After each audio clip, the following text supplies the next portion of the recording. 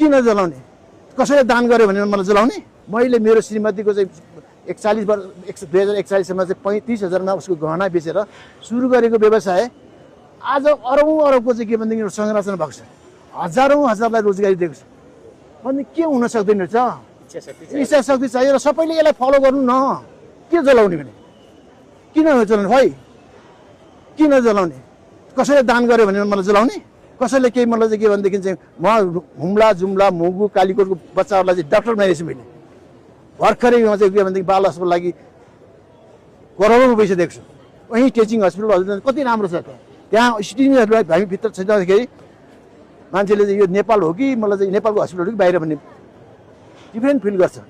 feel होस् भनेरै मैले त्यो गरिदिएको बाहिर त्यो टाइल साइल सबै यही लाउने टाइलहरूलाई सबै लगाइदिएको छु सबै राम्रो छ अनि त्यस्तो मान्छेलाई माथि यस्तो आक्रमण भन्ने त्यस्तो संस्थाको प्रतिनिधिलाई यस्तो आक्रमण गर्ने यो दुःखद छ तर मैले त्यो बिर्सेँ म बिर्सिन्छु अब उपरान्त नहोस् अब हुँदैन पनि हुँदैन तपाईले यति गर्नु भएको छ संसारले देख्ने कुरा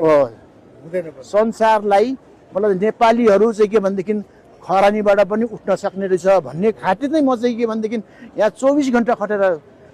मलाई चाहिँ के भनेदेखि काम गरेछु म यति बिमारी हुँदाखेरि अहिले मलाई चाहिँ हिजो मेरो प्लानिङ थियो आज मलाई चाहिँ पूजापछि चाहिँ म चाहिँ के भनेदेखि टिचिङमा गएर हस्पिटलाइज हुँ कि भन्ने लागिरहेको थियो त्यति मतलब बिमारी हुँदा पनि म काम गरिरहेको छु किनभनेदेखि देखाइदिनु पर्यो हाम्रो क्षमता के हो हामी अर्काको बन्दुक मात्रै बोकेर हिँड्ने होइन नेपालीहरूको मात्रै भारी बोक्ने अरूको मलाई चाहिँ के भनेदेखि चाहिँ गल्फमा गएर अरूको मात्रै त्यत्रो मलाई चाहिँ संसारको सबैभन्दा अग्लो टावर बनाइदिने सबैभन्दा मलाई चाहिँ मन्त्री मात्रै बनाउने हाम्रै मान्छेले बनाएको नि त हामी कति इमान्दार छौँ हाम्रो प्रतिनिधि जो हुनुहुन्छ उहाँ चाहिँ इमान्दार हुनुहुन्छ